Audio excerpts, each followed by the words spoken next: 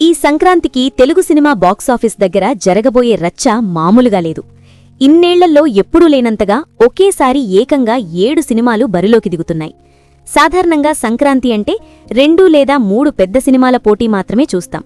కానీ ఈసారి మాత్రం పరిస్థితి పూర్తిగా భిన్నంగా ఉంది. 5 స్ట్రెయిట్ తెలుగు సినిమాలు, మరో 2 తమిళ్ నుంచి తెలుగులోకి డబ్బై వస్తున్న సినిమాలు. మొత్తం మీద థియేటర్లు, స్క్రీన్లు, షోలు అన్నీ సరిపోతాయా అన్న సందేహం కూడా కలుగుతోంది. తెలుగు సినిమాల విషయానికొస్తే ప్రభాస్ నుంచి రాజాసాబ్, చిరంజీవి నుంచి మన శంకరవరప్రసాద్ గారు, రవితేజ నుంచి భర్త మహాశైలకు విజ్ఞప్తి, శర్వానంద్ నుంచి నారి నారి నడుమ బూడాలి, నవీన్ పోలిశెట్టి నుంచి అనగనగా ఒక రాజు, ఇలా వరుసగా స్టార్ హీరోలు రంగంలోకి దిగుతున్నారు. ఇదే సమయంలో తమిళ్ హీరోలు విజయ్, శివకార్తికేయన్ కూడా జననాయకుడు, పరాశక్తి సినిమాలతో తెలుగు ప్రేక్షకుల ముందుకు వస్తున్నారు. అంటే సంక్రాంతి బాక్సాఫీస్ పూర్తిగా యుద్ధరంగంగా మారబోతోంది. ఇక్కడొక విషయం స్పష్టంగా చెప్పుకోవాలి.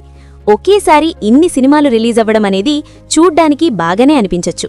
కానీ ప్రాక్టికల్గా చూస్తే ఇది చాలా సినిమాలకు నష్టాన్ని కూడా తెచ్చే అవకాశముంది.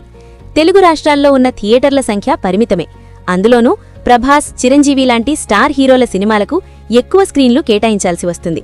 అలా అయితే మిగిలిన సినిమాలకు దక్కే స్క్రీన్లెంత, షోలెంత అన్న ప్రశ్నలు సహజంగా వస్తాయి. ముందు రోజుల్లో టికెట్ రేట్లు తక్కువగా ఉన్నప్పుడు ఫ్యామిలీ ఆడియన్స్ పండుగ రోజుల్లో 2-3 సినిమాలు చూసేవారు. ఒకరోజు ఒక సినిమా, మరుసటి రోజు ఇంకో సినిమా అన్నట్టు థియేటర్ల చుట్టూ తిరిగేవారు. కానీ ఇప్పుడు టికెట్ రేట్లు ఆకాశాన్నంటుతున్నాయి. ఒక ఫ్యామిలీ థియేటర్కి వెళ్లాలంటే కనీసం 1000 రూపాయలు ఖర్చవుతోంది. అలాంటప్పుడు సగటు ప్రేక్షకుడు ఒకే ఒక్క సినిమాను ఎంచుకుంటాడు. అది కూడా టాక్ బాగున్న సినిమా ఏదైతే ఉందో అదే. ఇప్పటి పరిస్థితిలో 5 సినిమాలు రిలీజ్ అయితే వాటిల్లో 3 సినిమాలు బాగున్నా కూడా ప్రేక్షకులు బెస్ట్ అనిపించిన ఒక్క సినిమానే చూస్తున్నాడు. మిగిలిన సినిమాలు ఎంత బాగున్నా, ఎంత మంచి కంటెంటున్నా ప్రమోషన్లలో వెనుకబడితే లేదా టాక్ కొద్దిగా వీక్గా ఉన్నా థియేటర్లలో నిలబడలేకపోతున్నాయి. గత ఏడాది సంక్రాంతి సమయంలో ఇదే జరిగింది. కొన్ని సినిమాలు హిట్ టాక్ తెచ్చుకున్నా ప్రమోషన్లలో వెనుకబడడంతో కలెక్షన్లలో ఆశించిన స్థాయికి చేరలేకపోయాయి. ఇప్పుడు ఈ సంక్రాంతికి అదే పరిస్థితి రిపీట్ అయ్యే ఛాన్స్ కనిపిస్తోంది. 5 సినిమాలు హిట్ అయినా సరి ప్రేక్షకుల దృష్టిలో ఫుల్ ప్యాకేజ్ అనిపించిన సినిమా మాత్రమే భారీ కలెక్షన్లు రాబడుతుంది. ఫ్యామిలీతో కలిసి చూడదగ్గ సినిమా, నవ్వించే సినిమా, పాటలు బాగున్న సినిమా, ప్రమోషన్లు బాగా చేసిన సినిమా, ఇవన్నీ కలిసిన సినిమానే పైచేయి సాధిస్తుంది. ఇక ఈ సంక్రాంతికి వస్తున్న సినిమాల ట్రైలర్ల విషయానికొస్తే ఇప్పటికే 3 పెద్ద సినిమాల ట్రైలర్లు ప్రేక్షకుల ముందుకు వచ్చేశాయి.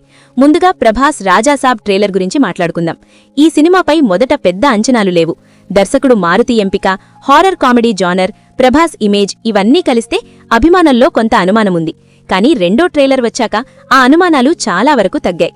విజువల్స్, గ్రాండ్ సెట్స్, నాయనమ్మ సెంటిమెంట్, ప్రభాస్ కామెడీ టైమింగ్ ఇవన్నీ కలిసి ట్రైలర్ను ఒక స్థాయికి తీసుకెళ్లాయి. ప్రభాస్ను ఇలాంటి కామెడీ టోన్లో, హారర్ ఎలిమెంట్స్తో చూడడం చాలా మందికి కొత్తగా అనిపించింది. చివర్లో వచ్చే ట్విస్ట్లు, జోకర్ లుక్ లాంటివి సోషల్ మీడియాలో మంచి చర్చను రేపాయి. మారుతి ఈ సినిమాతో తన స్థాయిని పెంచాడని చాలామంది అంటున్నారు. కానీ ఒక ప్రమాదం కూడా ఉంది. అదే కామెడీని ఎక్కువగా రిపీట్ చేయడం. పదే పదే భయపడే సీన్లు వస్తే ప్రేక్షకుడు బోర్ కొట్టే అవకాశం ఉంటుంది. సెంటిమెంట్ సీన్లు బలంగా వర్కౌట్ అయితేనే రాజాసాబ్ పూర్తి స్థాయిలో సక్సెస్ అవుతుంది. తర్వాత విజయ్ నటించిన జననాయకుడు ట్రైలర్ వచ్చింది. ఈ సినిమా గురించి మొదటి నుంచే ఒక డౌట్ ఉంది. ఇది రీమేకా కాదా? ట్రైలర్ చూసిన తర్వాత చాలా మందికి క్లారిటీ వచ్చింది. ఫస్ట్ హాఫ్లో కొన్ని సీన్లు పరిచయంగా అనిపిస్తే సెకండ్ హాఫ్లో పొలిటికల్ యాంగిల్ యాడ్ చేసినట్టు కనిపిస్తోంది. జైల్ ఫైట్, ఇంటర్వెల్ బ్లాక్, అడవిలో యాక్షన్ సీన్లు ఇవన్నీ చూసినప్పుడు కొన్ని సినిమాల జ్ఞాపకం రావడం సహజం. విజయ్ డైలాగ్ డెలివరీ తమిళ్లో పవర్ఫుల్గా ఉంటుంది. కానీ తెలుగులో అదే స్థాయిలో కనెక్ట్ అవుతుందా అన్నది సందేహమే. అందుకే తెలుగు ఆడియన్స్ ఈ ట్రైలర్కు పెద్దగా ఎగ్జైట్ అవ్వలేదని చెప్పాలి. అయితే తమిళ్ మార్కెట్లో మాత్రం ఈ సినిమా బాగానే ఆడే అవకాశాలున్నాయి. తెలుగులో అదనపు కలెక్షన్ వస్తే బోనస్ అన్నట్టుగా మేకర్స్ ప్లాన్ చేస్తున్నట్టు కనిపిస్తోంది. ఇక చిరంజీవి, అనిల్ రావిపూడి కాంబినేషన్లో వస్తున్న మన శంకరవరప్రసాద్ గారు ట్రైలర్ అయితే సంక్రాంతికి పర్ఫెక్ట్ ఫన్ ప్యాకేజ్ అనిపిస్తోంది. Chiranjeevi comedy timing, dialogue delivery, family emotions అన్నీ ట్రైలర్లో బాగా వర్కౌట్ అయ్యాయి. భార్యకు భయపడే భర్త పాత్రలో చిరంజీవి చాలా న్యాచురల్గా కనిపించారు. వెంకటేష్ ఎంట్రీ కూడా ట్రైలర్కు మంచి హైప్ ఇచ్చింది. కానీ ఇక్కడ కూడా ఒక ప్రశ్న ఉంది. అసలు కథ ఏమిటి? ట్రైలర్లో కథను దాచిపెట్టారు. ఇది కావాలని చేసిన ప్లాన్ అయ్యుండొచ్చు. కానీ సినిమాలో కామెడీతో పాటు స్ట్రాంగ్ ఎమోషనల్ కోర్ లేకపోతే రిజల్ట్ తేడా కొట్టే ప్రమాదముంటుంది. వెంకటేష్ పాత్ర కథలో సహజంగా కలిసిపోతే ఈ సినిమా సంక్రాంతి విన్నర్ అయ్యే ఛాన్స్ ఉంది. లేకపోతే కేవలం కాంబినేషన్ కోసమే పెట్టిన పాత్రగా అనిపిస్తే ప్రేక్షకుడు డిస్కనెక్ట్ అవుతాడు.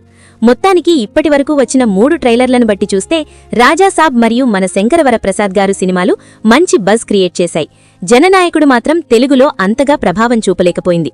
చివరకు ఎవరు గెలుస్తారు అన్నది మాత్రం సినిమా రిలీజ్ అయిన తర్వాతే తెలుస్తుంది. ఎందుకంటే సంక్రాంతి బాక్సాఫీస్లో అసలు తీర్పు చెప్పేది ట్రైలర్లు కాదు, ప్రేక్షకులే. Talk, word of mouth, family response ఇవన్నీ కలిసే అసలైన విజేతను నిర్ణయిస్తాయి.